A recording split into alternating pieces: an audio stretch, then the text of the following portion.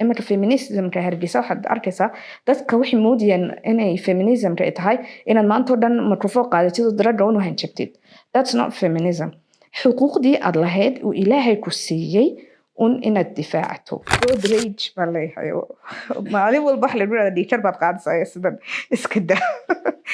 halkani waa Meehal Podcast waxaan idinla soo siinayaa anigoo ah Bilal Mustafa. barnaamijkan waxaa suura geliyay Bilow Capital. Bilow Capital waa isku xiraha maalgashadaha iyo loo maalgeliyaha. Si aad wax badan uga ogaatid, description-ka hoose ayaad ka helaysaa ciwaanadooda amaba booqo bogowga rasmiga ah www.bilowcapital.com. badanaa qurba joogteenu markay dalka ku soo noqdaan waxay kala kulmaan dhacdooyin kala duwan waxayna hayaan qisas fara badan. Haddaba waxaanu maanta isku dayeynaa bal inaynu mid ka mid ah qurba joogta dalka ka wareysano arrimaha. Waxaan ugu martiyaa Meehalkan maanta Rasha Ismail Langare oo aabaheed macruuf yahay dhamaanteena aynu wada garanayno.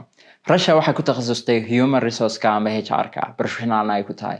Rasha, ku soo dhawow Meehal Podcast. Waan dhawahay Bilal walaal mahadsantahay. Thank you. aad baad mudan tahay. Haddii aan markaasi ku weydiiyo su'aasha ugu horeysa, waxaan doonayaa bal inta aynanu bilaabin barnaamijkeena, yacni dalkeed dalka qurba jooga uga tahay UK. waxaan doonayaa inaan haddaba barnaamijkeena haddaba iska bilaabano. badanaa marka dalka aad timaadaan waxaad kala kulantaan arrimo fara badan inakoo markaasi ka eegayna labada dhinac ee xagga positive-ka wanaagsan iyo xagga kaleba. bal aynu ku bilowno bal inta wanaagsan ee wadanka kala kulantaan marka ugu horeysa timaadaan. horta anigu waxa igu dambeysay Hargeysa 2013kii. marka waxaan ku soo noqday Hargeysa ka duwantii hore. maasha Allah aad bay u qurux badnaatay, bilicdeeda ilaa xad u wanaagsanaatay, dhismihii baa batay, jaamacadihii baa batay, restaurantskii, meelihii entertainmentka. markii ugu horreysay waxaan iri wow, meel way ballaaratay. every dhinac bay ka ballaaratay. haddii tahay dhinacan masallaha, sheedaha, xaafado aan xataa aqoon baa imanka soo baxay. marka waxay ku tusaday Hargeysa way ballaaratay. not only Hargeysa, marka tagtid xataa Berbera waxa positively bay isu bedeshay. marka maasha Allah waxaan oran karaa isbedel weyn baan dareemay intaan ka imid 2013 oo almost 11 years. isbedel weyn ayaan dareemayaa. marka ugu horeysa dalka timaadaan caqabada ugu weyn amba shayga aad tilaahdaan waxa weeyaan aad buu noo dhibaa waa wadooyinkii gawaarida. bal experience-kaaga naga waran arrinka. horta 2013kii markaan mid waan waday gaariga waan kaxaynayay because de Hargeysa sidan umay buuq badneen. dhaweeyana mu jirin which made life easier. dhaweeye nolosha wuu fududeeyey laakiin caqabado badan buu sameeyey. horta dadka gawaarida sidai u wadaan waa wrong. sida basaska waxay istaanayaan wadada bartankeeda. xataa haddaad istirahdid dhaafuu kugu dhaqaajinayaa. waxyaabaha kale aadka uga yaabay waxa weeyaan shimbirtii, animalkii, bani aadamkii isma oranayo gaarina waxba ku yeelaya. ma biyaha Hargeysa maxay tahay I don't know, laakiin waxaad arkaysaa qof baba kama baqayo gawaarida. markan dadkoo dhan waxay ka hadlaan wadda ma jirto. aan waxaan radaa haddii wadda la sameeyo dadkii wada dhimanayaan because waddadii xun bay sidan u wadaan honestly. marka horta waxaan israadaa anigu traffic lightska ayaa ugu horeysa in laga shaqeeyo. inta laga shaqeynayo laami in la hagaajiyo wax la sameeyo. traffic lightska imikana mid baa la sameeyo tijaabo ah. aad baa loo ixtiraama. halkaas axmed ma leh. marka haddii in lasii badiyo ayaan doorbidiyaa. ta kalena inay basasku waddada ka baxaan because berigii hore waddada way ka bixi jireen. ta saddexaad aan oran lahaa waxa weeyaan dhaweeyahan ma bariis baa ka qaboobay. yani everywhere haddaad istiraahday xataa leenkii islaan ka joogso amba oday tallaabaya wuu ku hor boobaya. marka aad iyo aad baa taas iga yaabisay. adigu markaad wadad gaariga wadada maxaad istiraahdaa, maxaad khayraadkaaga maxaa caqabad? road rage baa leeyahay. maalin walba wax la yiraahdo dhiikar baad qaadaysaa sidan iska daa. laakiin waxa weeye meel baad imanaysaa. for example imanka goolada sare jirjireer amba halkan squareska Xero Awr amba halkan Guuleed Hotel hortiisa زحمة ما jirto gaari baa gaari kale xaasidaya haddii giveaway la siiyo markaas haddana marka qof kale uu siiyo mid kalaa sii xanibaya markaas aad halkaa ku jiraysa half an hour because meel loo kala baxo ma jirto then you will be angry waad xanaaqaysaa waxaad road rage baad qaadaysaa laakiin anigu waan jecelahay la ila dhexeeyo gaari but I have no option anaa dhexeeya imaka sidii hore waan dhaaba maxaaji radio yimid oo ka maqnaa Hargeysa 16 years uu diiday inuu dhexeeyo waxay wala ma dhexeeyo that's how hard it is laakiin hopefully insha Allah inay wasaaradda gaadiidka wax ka qabato dadka in liisamada la siinayo in la eego oo si fiican loo imtixaamo maxaan ku yiraahdaa basaskan inay wadada ka baxaan hadduu qof accident ka sameeyo oo qof wax yeelo in la punish gareeyo maaha in reero mar la kala qaato qofkii aanu jeelka gelin that's a big mistake because wuu ku noqonayaa again waxaan odhan karaynaaba basaska magaalada haddii ay mushkiladahan oo kale jirto hal la sameeyo bas suuqa kasoo baxaya toos u imanaya istaankiisa ama suuq kasoo baxaya toos u imanaya jigjigeer suuqa kasoo baxaya toos u imanaya xaafad baarkin fiicanna loo sameeyo basaskii yes bas walba ha yeesho xaafad walba bas gooniya oo u tegayso maadaama xataa isku bateen taas waxay fududaynaysaa inayna basaskii meelo fara badan istaagin ay qofkii intay meel kasoo qaadaan toos meel kale u geeyaan ama xataa mararka qaarkood waxaa la samayn karaa in loo sameeyo dadka shaqaalaha laftigooga basas shaqaalaha u gooniyaba oona wax kalaba qaadan iyaga qaada uun tigidho loo sameeyo nidaamyo fara badan baa lagu kala fududayn karaa caqabadahan ayna haystaa haddii aynu taa halkaa kaga tagno dalka markaad kusoo noqoto waxaad isku dayday in aad dhex gashid ummadii dhaqamada aad la yaabtay waxaa kamid a mar dhaweed aad ii sheegaysay in aynan dadku kaa rabin inaad muxtaram noqoto maxaad ka waday يعني مرة قفت مثلا أتكون ترادي thank you وما هتصنتهاي أبى تكون ترادي please أتكون إلى السد وكوري ما حد عصيع وما حد عادي سكدي so it's like مرة محترم تهاي حتى لو ما احترامي honestly بالعكس وين النقطة دي رأى aggressive سيدي وحكو صعدان وحكو روح اليابان ووح عن درامي هذا نايس تهاي ولا جولة جارية العاد بيكون فدي دابا لو أرانيا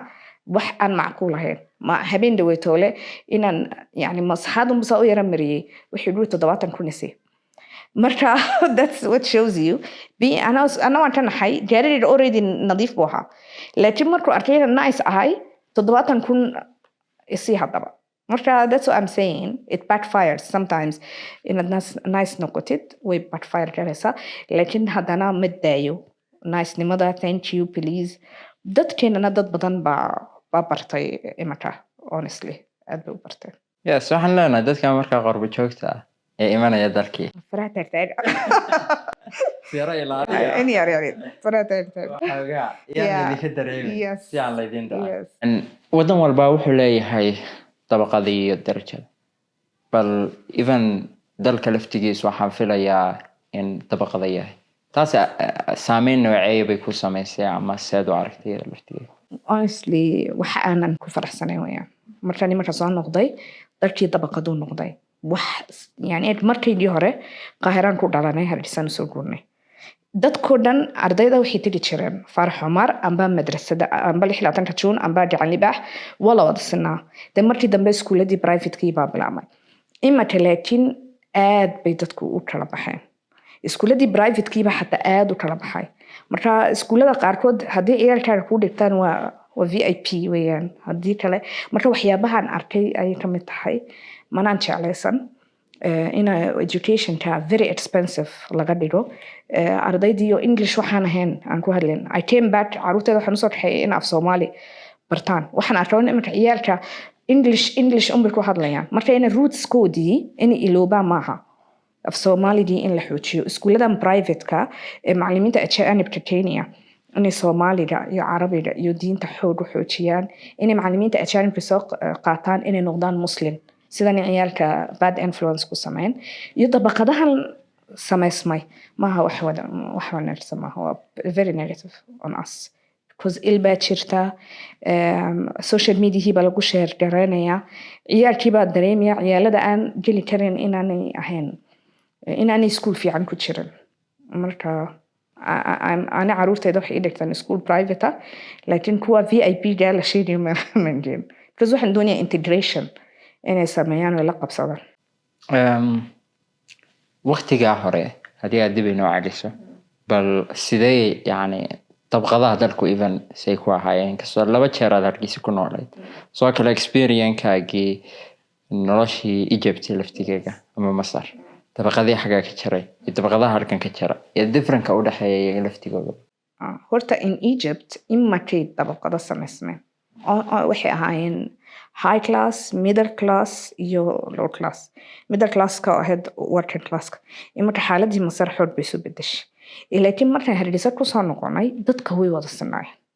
dad isku mid ah school kaliya la wada tagi jiray maxaan ku radaa private galinka dambe la wada tagi jiray Aflax amba Nuuridiin adoo wad yartay ma garasi waqtiga kuwaas socday qofka doonaya inuu maxaan ku radaa subjectskiisa uu yara xoojiyo Sheekh Bashiir ayuu dharinka dambe dhigan jiray amba inamada Cabdilaahi Muuse subaxa hore dhali jireen marka everybody wuxuu ahaa the same laakiin imaka aad bay soo bedeshay waliba waqtiga aad u adkeedo aan leer jirin فينوس aan sifaysan jirnay suuqa hoose markaad u baxdid waxa la shidan jiray bahalo la yiraahdo trigo aad u kulul imika ma sha Allah yani life-kii wuu isbedelay easy buu noqday laakiin khayaaliga xoog u batay taana waxa affect gareys waxa saameeyay waa social media. qaybta haddii aynu u tagno dumarka iyo Soomaalida waa arrin badanaa aad baad uga hadashaa adoo bal nooga soo bilaabmaya taariikhdii aabbaha Allah u naxariistee iyo dee sidii uu markaasi ula dhaqmay Soomaalidii iyo nolosha adigoo soo koobaya kuna sii daraya Soomaalida hadda fikradda hadda jirta ee hablaheenuna ay haystaan ee feminism-kii waxa iyada laftigeegana horta background-kayga haddaan kaaga sheekeeyo aabbaha iyo hooyaday waxay family yar baan nahay 4 hablood baan nahay marka Allah yarxamo aabbahay wuxuu ahaa wariyaashii ugu horeeyay af Soomaaliga ku hadlayay oo idaacadda Qaahira qaybta af Soomaaliga isaga haysan jiray 4 hablood baan ahayn waqtiga lama jecleen hablaha oo waxa la oran jiray qof walba inuu magaciisa sii jiro waxa fiican deeno inuu dhalo inuu wax u qabta iska daa waxaasoo aabahayna mu ahayn qof de he was handicapped he was landare marka qof walba wuxuu ku lahaaday inaan wax ku qabta inaan ku caawiya honestly aabahay waxa qof aad ugu faraxsan inuu habla dhalay wuxuu arkay inay jannada uu ku geliyo soo isagu ma bidibeen laakiin wuxuuna baray hablaad tihiin laakiin you can do everything wax walba waad qabsan kartaa wax walba waad samayn kartaan ilaahay baa idin maamusay already marka wax walba waad qabsan kartaan haddii aqoon tahay haddii shaqo tahay haddii karti tahay hablahana high attention to details imarka shaqadayda HR-ka waxaa ku fiican hablaha more than inamada because detailska iyo maxaan ku irahdaa waxay u baahan tahay qofka inuu very attentive noqdo laakiin waxaan dareemay markuu aabbo yimid Hargeysa especially Qaahira iyadoo normal Hargeysa markaan yimid odayaashii oo kalba imanaya kule dee gurso hablahan maxaa islaantan haddana ku dhaleen dee gabadh kale gurso inaba ku dhasha influence-ka community-ga society everybody waxay ka hadlayaan inamada marka taa waxay gelisay difaac ina mar walba why loo leeyahay inamada fiican waxay gelisay I have inaan wax barto I have inaan shaqaysto inaan wax walba qabsado iyadoonan oranin ninku waxa weeye enemy-ga iminka feminism-ka Hargeysa waxaad arkaysaa dadka waxay moodayaan inay feminism-ka ay tahay inaad maanta oo dhan microphone qaadatid oo daraga u hanjabtid that's not feminism xuquuqdii aad lahayd uu ilaahay ku siiyey inaad difaacato oo haddaan lagu aqoonsaneen inaad ka hadashid ayaa feminism-ka saxda ah laakiin tiraahdeed ninku waa sida waxba iima ogola iyagaabad sii fugeynaysa that's horta opinion-kayga imarka waxbaan kuu sheegaya sida dhaqanka Soomaaliga waa khalad dhanna wuu fiican yaho markaad gaariga wadid waxaad arkaysaa inaan muxtaramo wax oranaya waa inaan sida inaan kala ku xaasidaya waa naagta u dhiibay gaariga uu kugu kharibaya meesha marka labadaba way jirtaa culture-ka waan leenahay laakiin imanka I will have a car accident for example waa nin traffic police baa loo yeeraya markuu saa eega wuxuu oranaya nin u yeero nin ma odaygaagi ma aabaha ma walaalka but aniga ay ma bani aadam ila hadal caawi amba wuxuu oranayaa dee lacag badan ka qaado oo ninka uu ka baqaya uu ka xishoonaya laakiin haddii inan tahay ma u joojinayo ma ixtiraamiyo taasi waa waxyaabaha aanan ka helin for example imanka waxaa jira siyaasadda xoog buu uga xanaaqsan yihiin laakiin dumarka wasu codeynin runtaada la soo sheeg imanka waxay ku oranayaan dumarkii ma soo baxayaan siyaasad ma soo baxayaan laakiin gabadhii lafteedii awareness bay u baahan tahay in iyadu ku codeyso markuu codeynayso waxay oranaysaa in her mind ma naag baan u codey maxay ii taraysaa laakiin haddii dhinaca kale eegto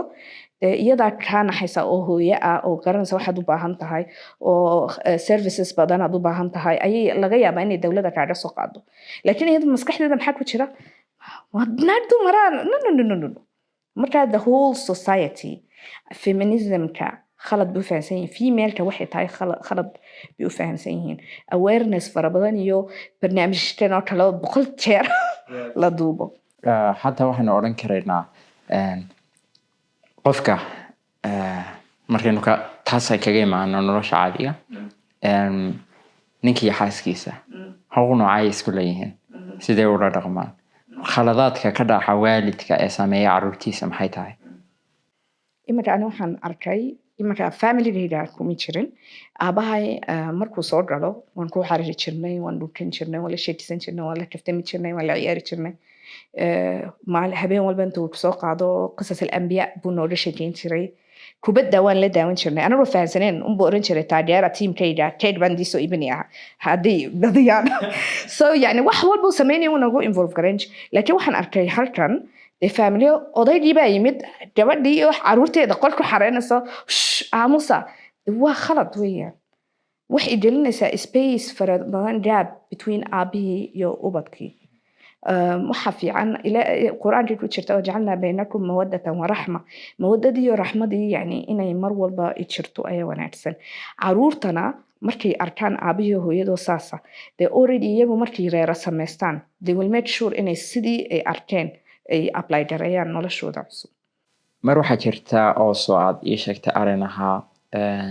waxay ku arkayaan khatar sidee dadku kuuga arkayaan inaad khatar ku tahay marka aad la shaqeynaysid marka aad la joogtid marka aad wax gaadhid marka aad meel sameynaysid iyaga unba ka dareemsa because way isbedelayaan sidii kula dhaqmiyeen unba 180 isbedelas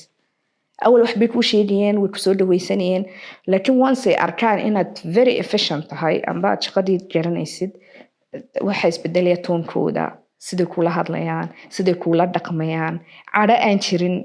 ay isgelinayaan oo waxa aan ku arkay ma harag kaliya dumarka xataa insecurity-ga way ku badanta I believe the dumar way kusoo bixi lahay maanta cod haddii la siin lahaa janiska laakiin anaga insecurity-ga aad bay ugu badan tahay dumarka even more than ragga hagaaga rasha aad baad u mahadsan tahay haddii aynu iskaga sii soconno barnaamijkeena mararka qaarkood waxaa jira meelaha aad ka shaqeynaysa inay caqabada kaala soo kulmaan maxaa ka mid ah workplace-ka